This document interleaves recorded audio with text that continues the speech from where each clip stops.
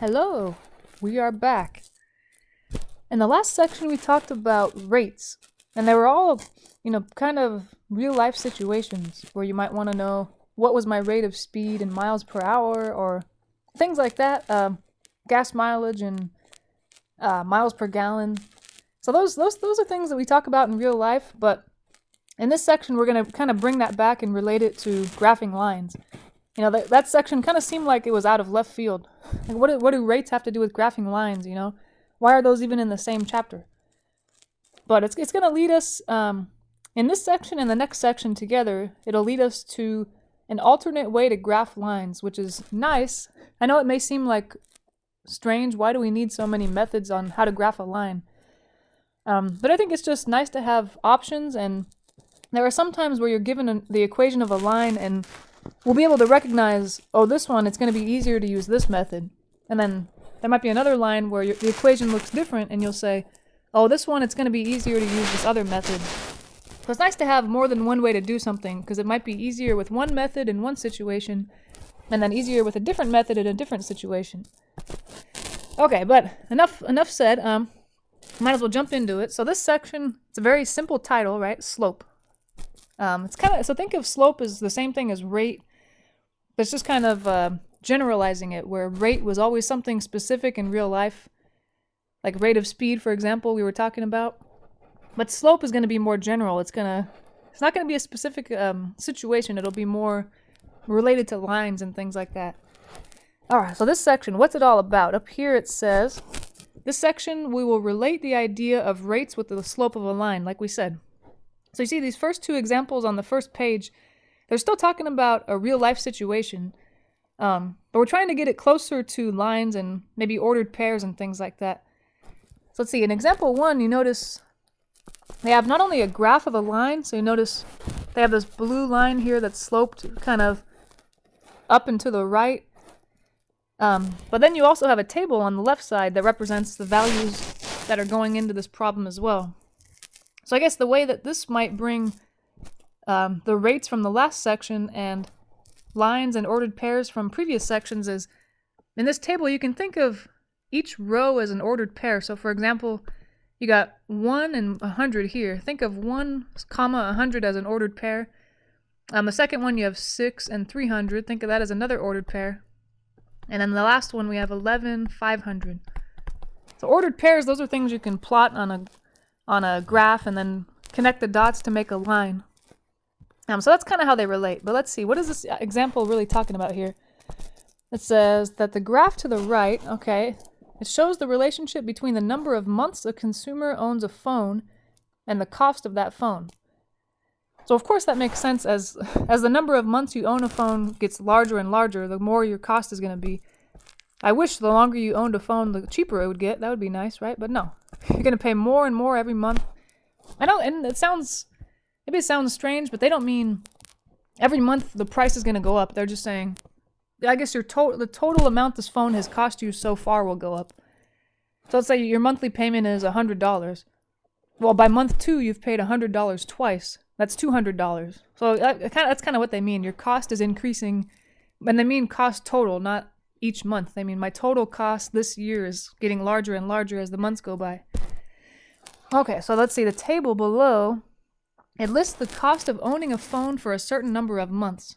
So it only has 3 months listed. Let's say the first one, you've only owned a phone for 1 month. The cost is going to be $100. Okay, let's say you owned a phone for 6 months.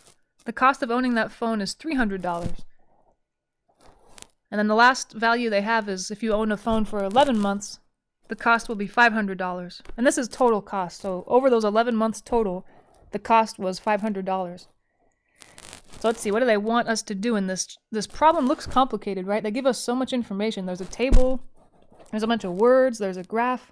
But I think they're just giving us a lot of information and there's not really much for us to do here. What do they want us to do? It says, they want us to find the rate of increase for the cost of the phone. So this is really similar to that last section where it was in rates. Notice that it says in dollars per month. Remember in the last section we said when they want a rate in a certain number of units, you write the number of units on the top that they mentioned first. They said dollars per month. Okay, that means dollars is on the top, per month, that means months on the bottom. And then you just kind of have to fill in how many dollars and how many months in the numerator and denominator. It's kind of, in this one though, it's kind of tricky because they give us a lot of values. So I think in the problems in the last section, the rate section, it said, they only gave us 2 values maybe. But in this one, we have kind of too many to choose from in this table here. We have I guess what we want to do is just kind of narrow in on 2 of these ordered pairs. So you can, if you want, you can focus on between 1 month and 6 months here we got. Or you could focus on between 6 and 11 months, but I think I'll just focus on the first and the second. That's just the simplest to look at. They're the first 2 numbers. I mean, the first 2 ordered pairs. And they're smaller numbers. So all I really have to do is see how much did the price increase from one ordered pair to the next. It looks like, in the first ordered pair it was $100. In the second ordered pair it was $300. So that's an increase of $200, right? $200 increase. Just from one ordered pair to the other. So it's $200 increase. And you notice too that what if you had focused on, for some reason you looked at the second and the third ordered pairs, you said, I kind of want to look at 6 months and 11 months instead. Notice that between those $2 amounts, $300 and $500, that would be the same amount of increase, right? $300 to $500 is still $200 difference. So I don't feel like there's 2 correct points or 2 correct ordered pairs to look at, and anything else would be wrong. Just kind of up to you which ones you want to look at. And then let's see, then the denominator is the number of months that passed, so I want to look at, and since I focused on the first 2, I'm going to look at the difference between the number of months. So from 1 month to 6 months, that's a 5-month change, or 5-month increase. Increase. So I'm going to do 5 in the denominator there. And again, you notice that if you had focused on the second and the third ordered pairs instead of the first and the second like we did, see the difference between 6 months and 11 months is 5 months as well. So it wouldn't matter if I chose the second and the third ordered pairs as opposed to the first and the second. I would have still had the same numbers in the numerator and the denominator.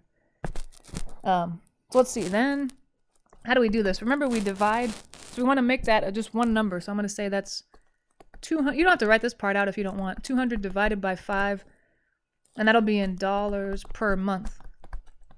But yeah, if you just divide it in your head or you divide it off to the side and you just write that out, that's fine. So 200 divided by 5 is, see, that's $40, right? So it'd be $40 per month since they want the rate there.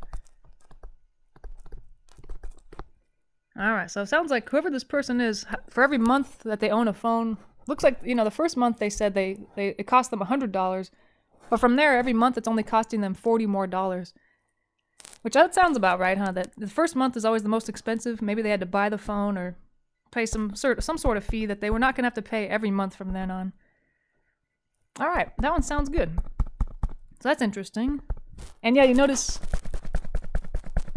I think if you go, let's see, from one point to the next, it's hard to tell on this graph that we have here, but just we grab any values. Let's say I'm just grabbing 2 random ones. You notice 4 months and 5 months. Let's see what their y values look like. I think that what that means is if you focus on 2 months in a row, the vertical change from here to here would have been $40. Because again, it says it's increasing by $40 a month. And it's hard to tell because I don't know exactly where these points line up. They don't line up at nice values. So I don't know if I could have just looked at it and kind of inspected it to see how much it increased, but apparently the difference between those 2 y values, or the vertical distance between those 2 points would be 40. So anyway, that's kind of how the rate relates to the graph.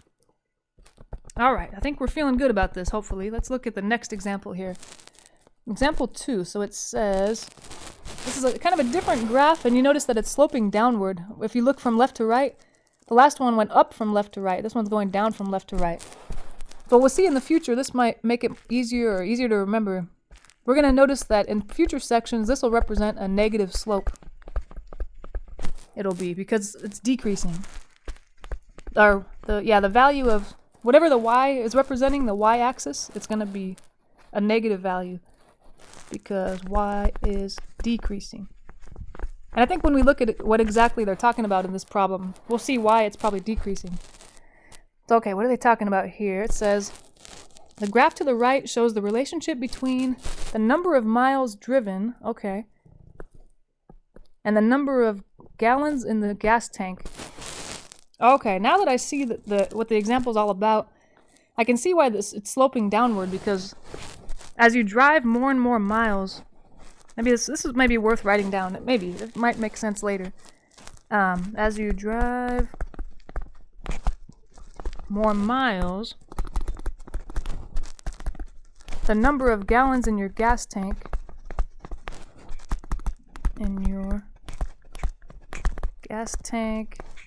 is decreasing, right? It's not like in the last example, as the number of months increased, our price increased as well. They were kind of increasing together. Whereas in this example, where the number of miles I drive, if that's increasing, then the number of gallons that are left in my gas tank is actually decreasing, because the more you drive, the fewer gallons of gas that are going to be left in your car. Okay, so we'll notice, yeah, that when we see negative slope, that's going to represent a decrease in something as time goes on, or as something goes on. All right, so in this one, they have another table, but they have a lot more values, which kind of scares me because that's too much freedom. And like we saw in the last example, to calculate the rate here, or rate of decrease, since the number of gallons in the tank is decreasing, all we need to do is kind of focus on two of those ordered pairs, and it really doesn't matter which ones. Since this is a line, it's the difference between any two of those points is going to be the same when we create a rate. So we can focus on any of them. Let's see. I don't know. Maybe I usually just grab the ones with the smallest values. So these the first two ordered pairs have the smallest values. I like that. Although it does have the smallest values of miles driven, but the gallons is larger. So I don't know if one's better than the other. We'll see. Okay, what do they want here? They said they want the rate of decrease in the number of gallons of gas in the tank, and they give us the units. They want it in gallons per mile. Okay, so that means the numerator is going to have the first thing they mention, some number of gallons, and the denominator is going to have the second thing they mention, miles. So I'll just maybe focus on those two ordered pairs, and again, you could have chosen any of them, any two, and they don't have to be right next to each other either. You could pick, if you were feeling kind of bold, you could pick the very last one and the very first one even, and your rate will still be the same. So just feel free to choose any two and it should work. But I guess I've kind of chosen the first two. So first we're going to look for how many gallons difference is there from one of those ordered pairs to the next. Well, let's see, gallons was the right number, huh? So from here to here, 15 to 13, you notice that it actually decreased, right? It wasn't increasing.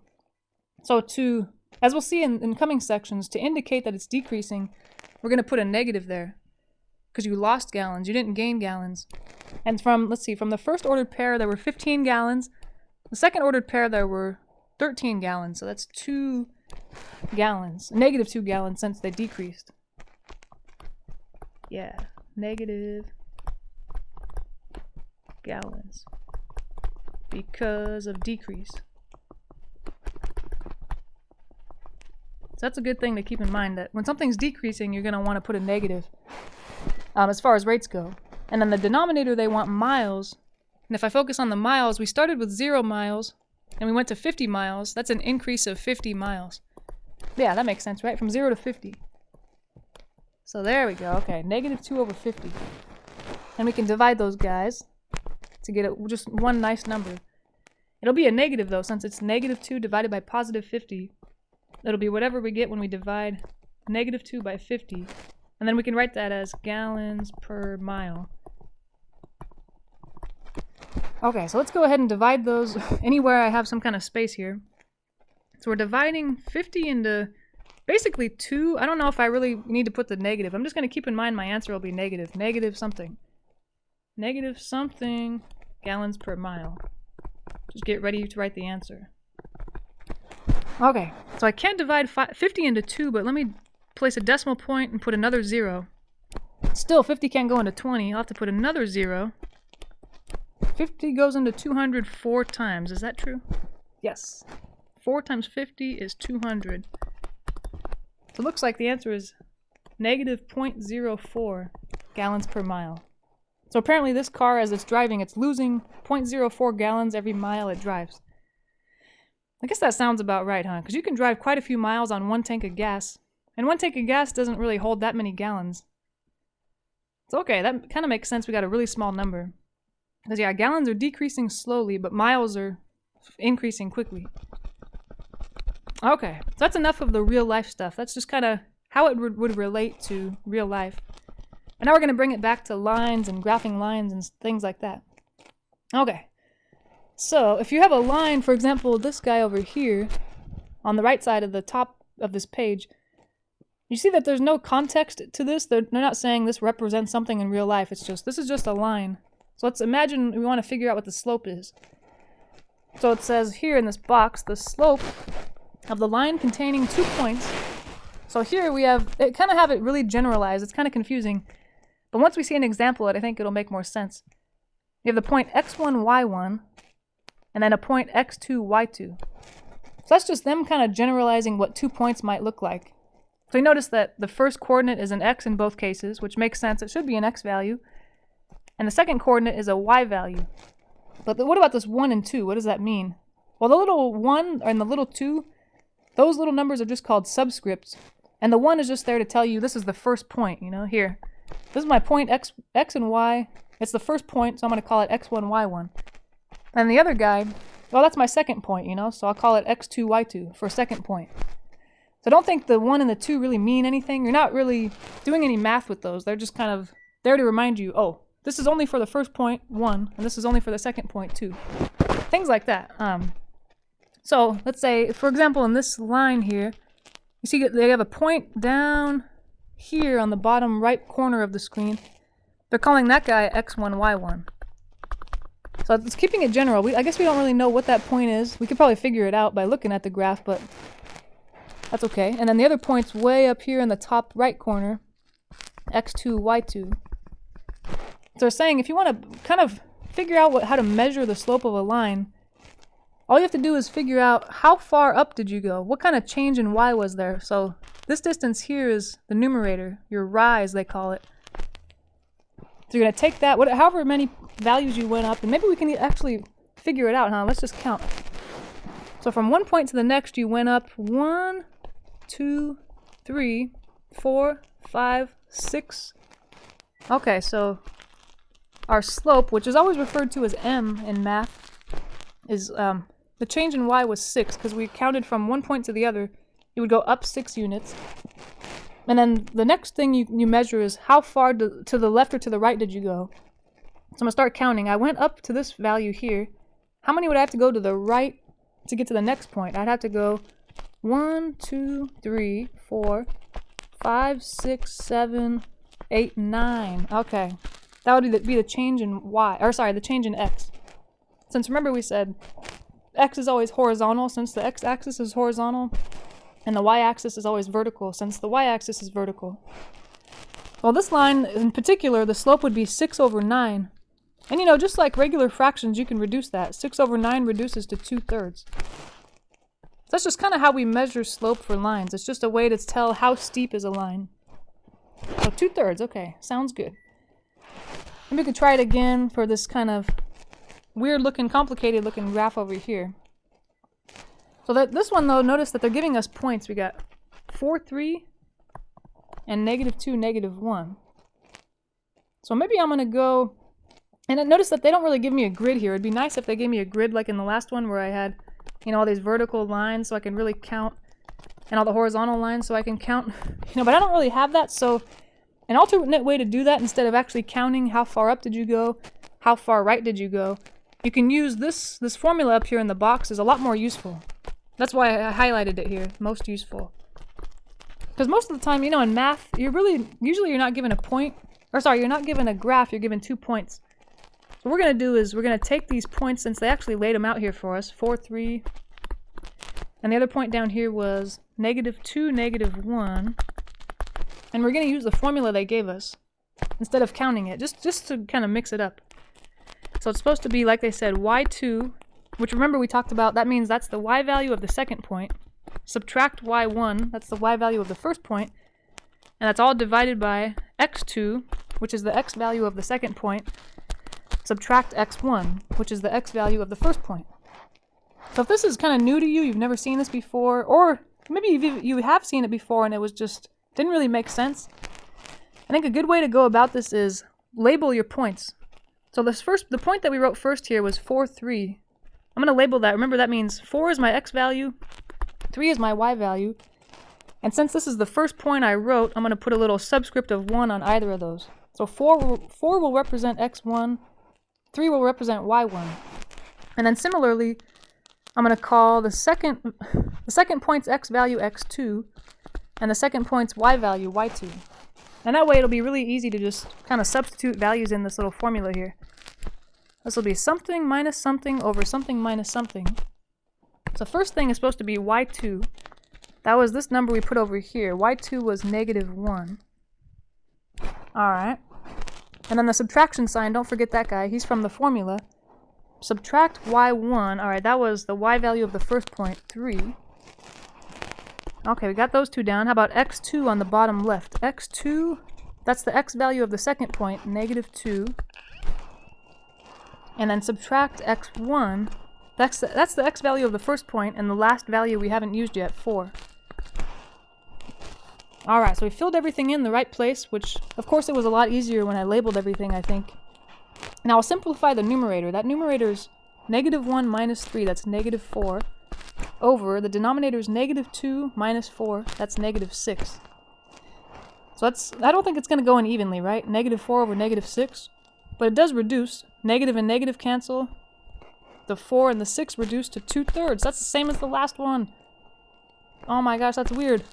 Didn't we get the same slope as the last one? Alright, that was a weird coincidence, sorry. But hey, so just so you know, the slope won't always be 2/3, okay? But that just kind of gives you two different ways to approach these problems.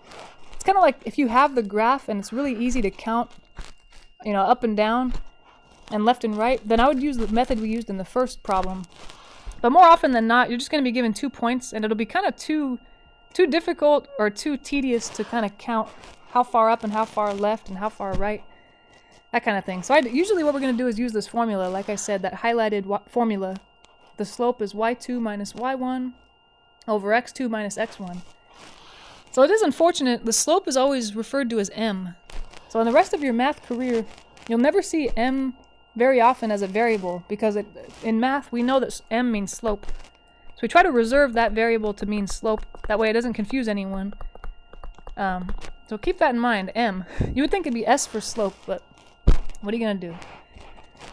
Alright, sounds good. So let's move on to the next example now that we're kind of getting the hang of this, I think. So example 4, this is actually a little simpler. They don't try to confuse me with a bunch of information and a bunch of graphs. They're just giving me 2 points here. We got -4, 0, 5, 6, bada bing, bada boom. They want us to find the slope. So clearly I think it would be a pain to plot those points and try to count how far up do you go from one to the next, how far down how far to the right or left. I think it's just easiest to use the formula. Oops, sorry. Using the formula would be a lot easier, so I'm going to just write it out before I forget. M is y2 minus y1 over x2 minus x1. Just, you know, the same formula we just used in that last example. And I think it'll help, like we said before, to label these guys. I mean, I think if you've seen all this stuff before and it's pretty easy for you, then you don't have to label it. I think it makes it easier. Okay, and so the first point they give me is -4, 0. I'm going to call that x1 and y1, since that's the x value and the y value, respectively. And the second point is 5, 6. I'm going to call those values x2 and y2. And that way I'll know what to substitute where and all that. Alright, and then if you're curious, you know, if you're thinking, okay, what if I label those the opposite? What if you had said that the point -4, 0, that was x2 and y2? And then the other point, 5, 6, that was x1 and y1. You know, what if you switched the 1s and the 2s? The good thing is it actually works out to be the exact same value. It's strange, so it'll be the numerator and the denominator have opposite signs of what we'll get, but eventually when you simplify it, it'll be the exact same number. So really, it doesn't matter which point is x1, y1, and which point is x2, y2, as long as you keep the 1s together and the 2s together in the same point. So anyway, don't feel like there's a right answer and a wrong answer. This one has to be x1, y1. This one has to be x2, y2. That's not the case. Again, as long as you keep the 1's together and the 2's together. Alright, so all that just to say, let's start writing this out. So the first number in the numerator is a y2, and I labeled that as 6. So 6, the y value of the second point. Subtract is supposed to be y1. That's the y value of the first point, which was 0. And then in the denominator, we have x2 first. Okay, that's 5 as we labeled it. The x value of the second point. Subtract x1, which was negative 4. And you got to be really careful here, because you notice I already wrote a negative or a subtraction sign because the formula has a subtraction sign. But that x1 value is negative itself. So I think it's an easy mistake to make to try, I don't know, to try and miss one of those negatives, you know? So keep in mind where those are coming from. One of them, or the blue one, is from the formula itself. It's x2 minus x1. So there should be a minus in the middle right here. But I also put another negative because you notice that the x value was negative. So keep that in mind. Don't miss any negatives or subtraction signs. And let's simplify that. 6 over, that's 5 minus negative 4. So you can think of that as 5 plus 4, which is 9. Uh-oh, are you kidding me? We're getting the same slope again? Oh my gosh. This is freaky. I tried to tell you guys, oh, the slope won't always be 2/3, and then here I am 3 times in a row. Okay, I guess we know what my favorite fraction is, huh? 2/3. Alright, come on, this next one better not be 2/3 or I'm gonna be mad. Oh my god, can't believe it's the same every time. Now, we'll have plenty of examples where it's not, I promise. Let's try this next one. This one, it's very similar, they're just giving us 2 different points. So now that we've done it a couple of times, I'm going to just go ahead and label these guys. x1, y1, that's the first point. x2, y2, that's for the second point. And then let me write my formula out so I don't forget where everything goes. Slope is y2 minus y1 over x2 minus x1. Then I'm going to fill everything in. This is usually how I do it, just so I don't forget the subtraction signs on the formula. I usually write the fraction bar and write the subtraction signs, and then I fill in the values so I don't miss any negatives or subtraction signs. Alright, so the left portion in the numerator is y2. In our example, we labeled negative 8 as y2. So he should go there. And then you're subtracting y1. y1 is the value 4, the y value of the first point. And then in the denominator, we have an x2. That's the x value of the second point, which we labeled as 5. Subtract x1, which again, this is a negative value, so I got to be careful. It's negative 1. So I got the subtraction sign because the formula had a subtraction sign in it. And then I've got a negative because that value was a negative value. Let's see, let's simplify this. In the numerator, you have negative 8 minus 4, that's negative 12. The denominator is 5 minus negative 1, which is like 5 plus 1, so 6. And look at that one goes in evenly. Negative 12 divided by 6 is negative 2. Okay. We finally got a slope that wasn't 2/3, which is kind of nice. It was kind of scaring me. What's going on here? And then this will probably come in handy later, and we'll point this out again, but it's good to know that if you have a positive slope, like right now we're not looking at lines, we're going to see those in the next section more. But you can tell which lines will have a positive slope and which ones will have a negative slope. Like we kind of saw in those real world examples at the top of the page. A positive slope, if you look at the line from left to right, it'll increase from left to right. And it might be a steeper slope than that or a more shallow slope. But as long as it's going upward from left to right, it's a positive slope. But on the other hand, if you have a negative slope, that means your line's going downward from left to right. So keep that in mind, it's good to know. That means that in example 5, if for some reason I were to graph those two, or plot those 2 points I was given, and draw a line through them, I'd get a slope that looks more like the second line that I drew here. I don't know if it's, exactly going through the same values, but it's going to be a line that goes downward from left to right.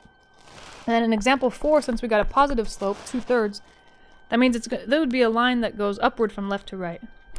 So it's good to recognize that because it kind of keeps you from making mistakes in future sections. Alright, so far so good. We're almost done with this section, and then we'll be kind of getting ready to relate this more to lines, and it'll be more interesting.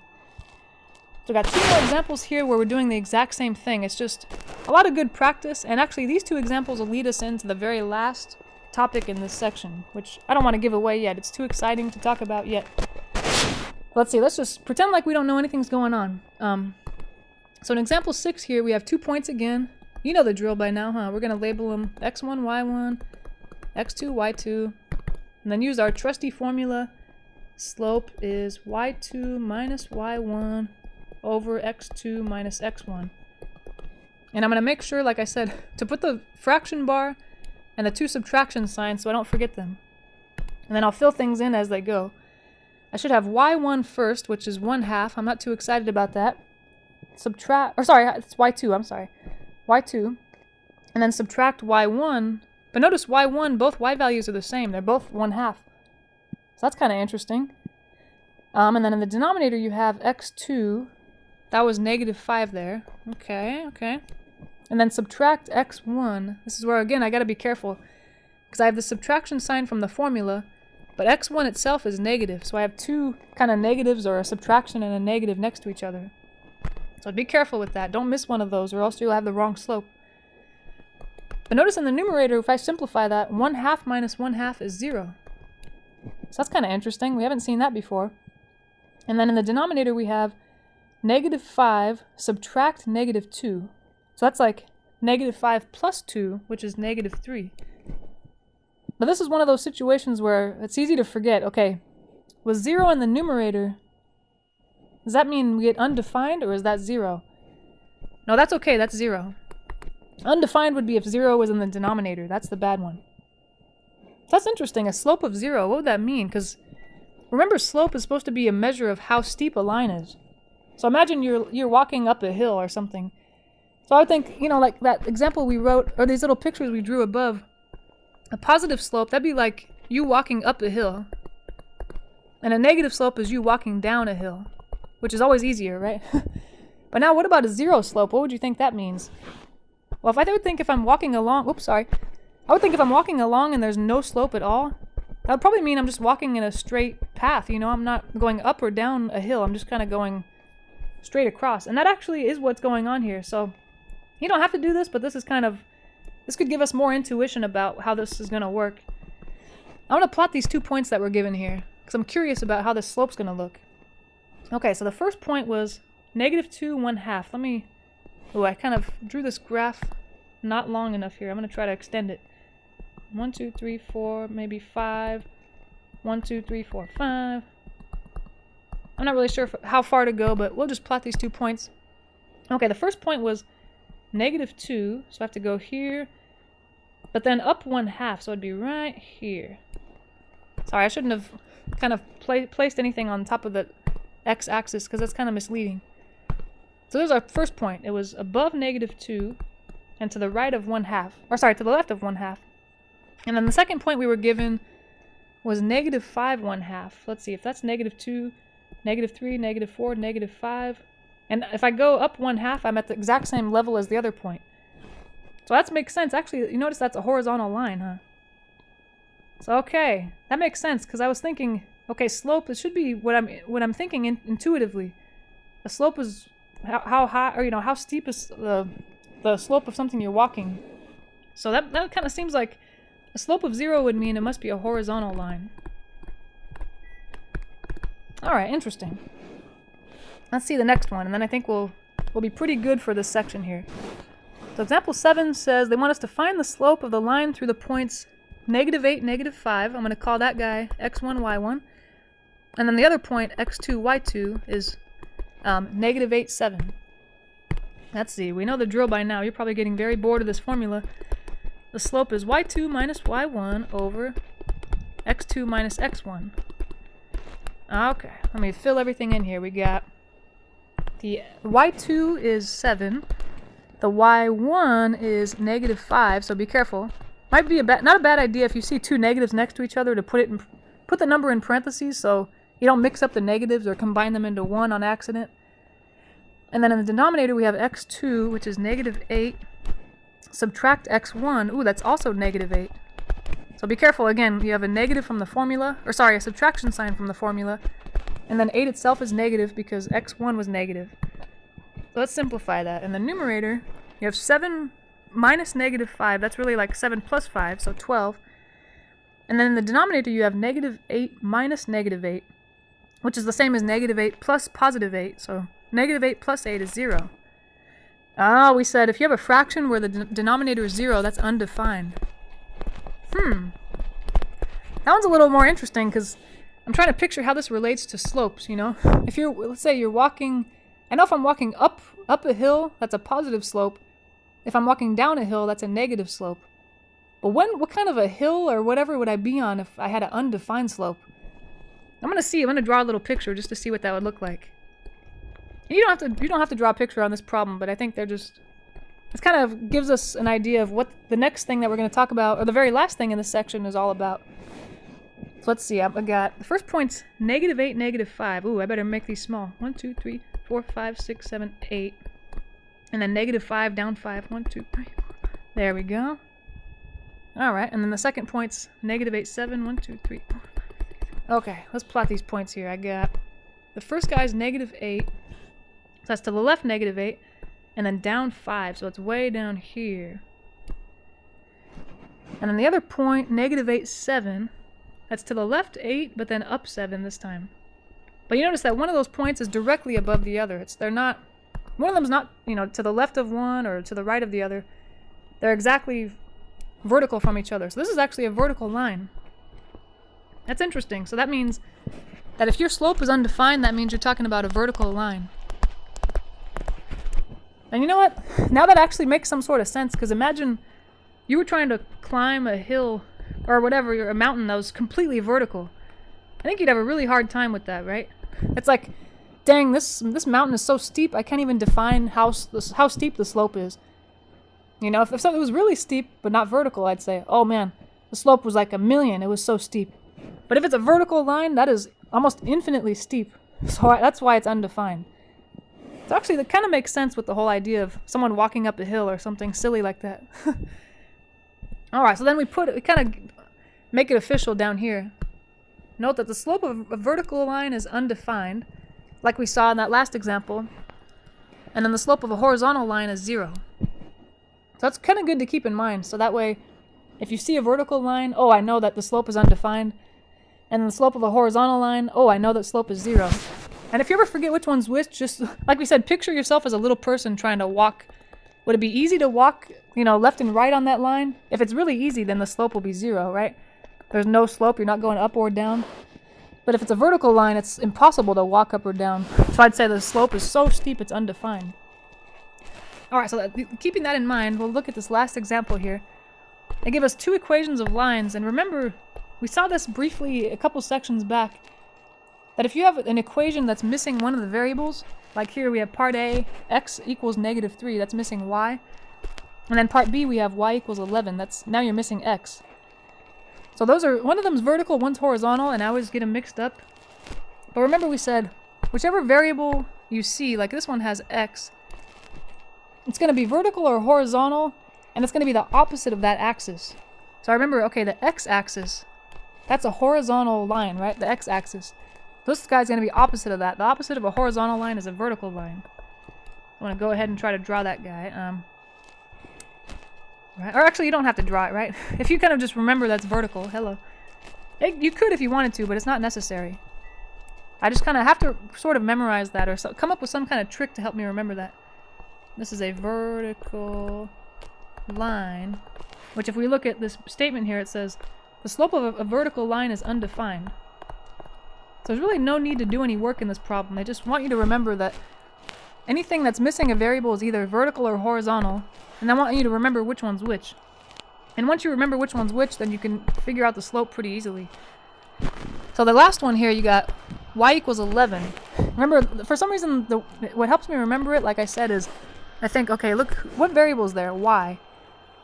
Okay, is the y-axis vertical or horizontal? The y-axis is vertical. That means this guy's the opposite of that. It's a horizontal line. Alright, and like it says above, a horizontal line has slope 0. Aha! So there it is. It's hard to remember those, but it's really helpful if you do. You just memorize if y is missing, like in part A, it's a vertical line, but if x is missing in part B, it's a horizontal line. Alright, well, hopefully everything made sense, and we'll kind of put this together with all the line information in the next section. The next section's kind of long, so do your best to try to follow along and try not to get too bored. Thanks for listening, and I'll see you in the next one.